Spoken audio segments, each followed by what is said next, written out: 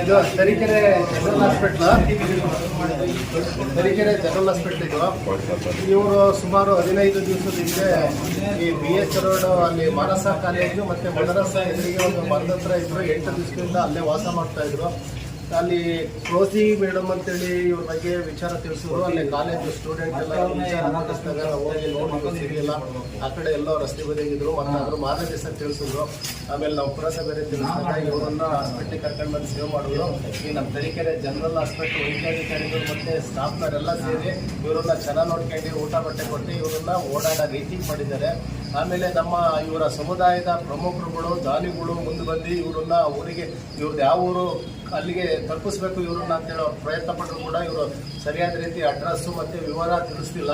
ಆದ ಕಾರಣ ಇವರನ್ನ KR ಪೇಟೆ ಒಂದು ವೃದ್ಧಾಶ್ರಮ ಇದೆ, ಆ ವೃದ್ಧಾಶ್ರಮದಲ್ಲಿ ಬಿಡ್ತಾ ಇದ್ದೀವಿ.